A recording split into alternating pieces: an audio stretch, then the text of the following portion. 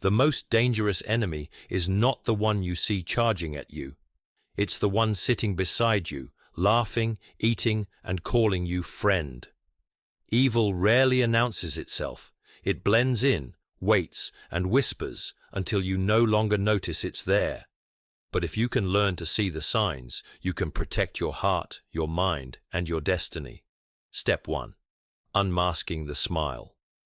Evil has never been so foolish as to announce itself with horns and fire. It comes dressed in silk, speaking in warm tones, offering help when you least expect it. It understands that our greatest weakness is not fear, it is trust. And so, it wears the mask we most want to see.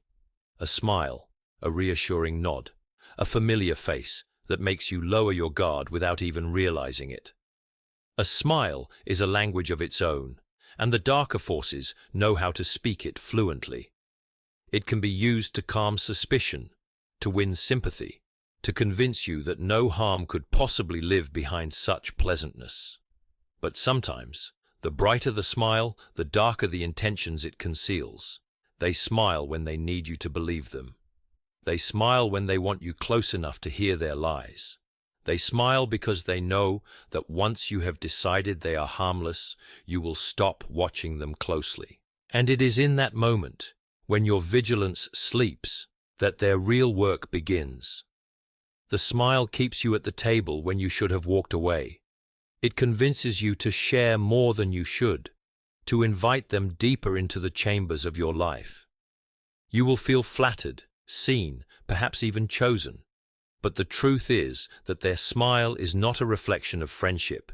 It is a tool, a doorway through which their true nature steps quietly into your trust. Step 2. Whispers in the mind. The most dangerous voices are not the ones that shout. They are the ones that lean close and speak softly, as though sharing a secret meant only for you. Darkness does not always arrive with force. It seeps in like a draught through the cracks of a closed door, quiet enough that you mistake it for nothing at all. These whispers do not sound like commands. They sound like suggestions, gentle nudges toward thoughts you might never have entertained on your own. They will make you believe these thoughts were born in your own mind, when in truth they were planted there with care. Such voices are patient. They do not rush the harvest. They begin with small seeds, doubts about your worth, suspicion about someone's loyalty, questions about the path you've chosen. Each seed is dressed in reason, wrapped in the tone of concern, as if the one speaking is merely looking out for you. But the intention is not to protect.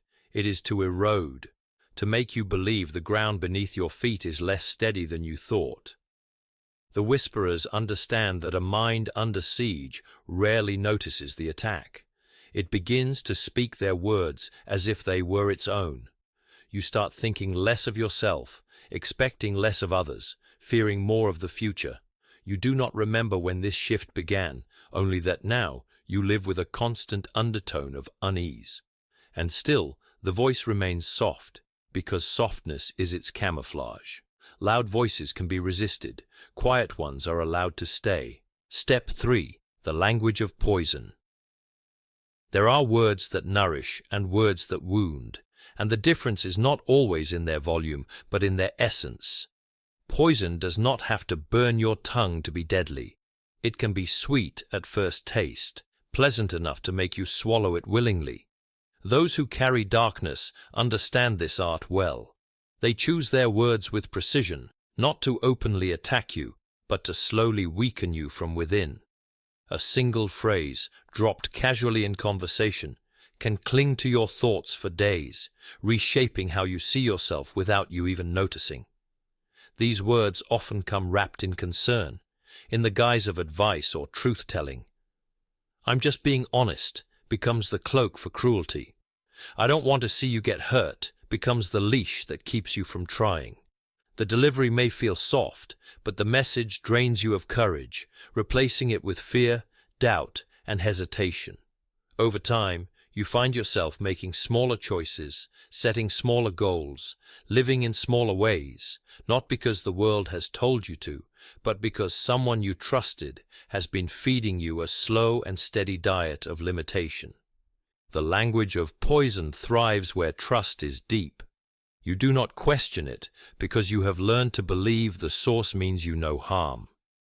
You tell yourself they must be right. After all, they know you well. And in that acceptance, the poison works faster because the guard of your mind has been lowered. Words that should have been tested and weighed are instead swallowed whole, settling into your spirit like toxins that do not kill instantly, but leave you weaker with every dose. Step 4. The subtle exchange. Not every theft is loud. Some are so quiet that you don't even notice until much later when you look at yourself and wonder why you feel so empty. There are people who do not take your money, your possessions, or your visible treasures. They take something far more valuable, your strength, your joy, your light, and they do it in such a way that you mistake it for normal human interaction. You speak with them, spend time with them, share your thoughts and feelings, and yet when you part ways, you feel smaller, heavier, and strangely drained, as though something unseen has been lifted from you and carried away. This is the subtle exchange, where one person grows stronger from every encounter, while the other grows weaker. It is not mutual. You give energy, encouragement, and presence, while they give back only the shadows of their discontent. You begin to notice that they rarely celebrate your victories, but are quick to dwell on your fears. They lean on you endlessly, but when you are in need, their support is thin, absent, or conditional. And yet, they maintain the appearance of closeness so that you question yourself before you question them. The most dangerous part of this exchange is how natural it feels over time. You get used to leaving their company with less than you arrived with. You normalize exhaustion. You tell yourself you are simply being a good friend, a loyal partner, or a caring family member. But deep down, you know something is off. You are paying a cost that is never returned, and the currency being spent is your very spirit. Step 5. The shadow in familiar eyes. It is a strange and unsettling thing to look into the eyes of someone you have loved for years and see something you cannot name. The face is the same, the voice is the same, but there is a faint difference, like a melody played in the wrong key. The warmth you once knew is dimmed, replaced by something watchful, guarded, or cold. You tell yourself it is nothing, that perhaps you are imagining it, but the feeling lingers. It is as though a shadow has settled behind their gaze, and no matter how hard you try, you cannot reach the person you thought was there. This is the cruelty of darkness. It does not always arrive in strangers. Sometimes it takes root in those dearest to you, twisting their intentions, reshaping their hearts, and altering the way they look at you. They may still speak with the same words, share the same stories, and carry the same history, but beneath it all, there is an absence. Something has shifted, something has been replaced, and though they may not even realize it themselves, what now looks out from their eyes is no longer entirely them.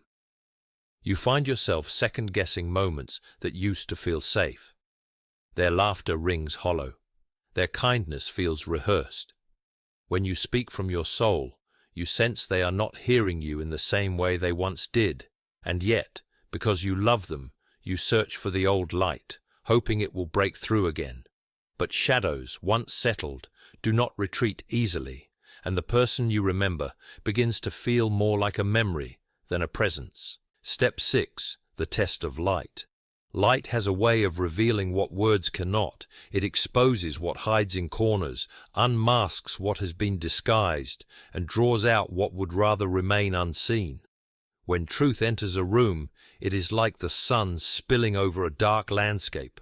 Those who walk in honesty will stand unafraid, but those carrying deception will squint, turn away, or reach for the nearest shadow. This reaction is not always loud. Sometimes it is in the subtle shift of posture, the change of subject, the tightening of a smile that no longer feels natural. Those who are true do not fear the light because it has nothing to accuse them of. They welcome it. They let it touch every corner of their lives.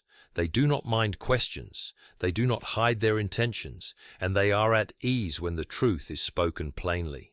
But when someone recoils from that light, when they avoid certain conversations, become defensive at the mention of accountability, or twist clear facts into confusion, it is because the light is dangerous to them. It threatens the version of themselves they want you to believe. The test of light is simple but rarely comfortable. Speak truth, live truth, and watch how those around you respond. Some will draw closer, finding comfort in the clarity you bring. Others will step back, their unease betraying what their words try to hide.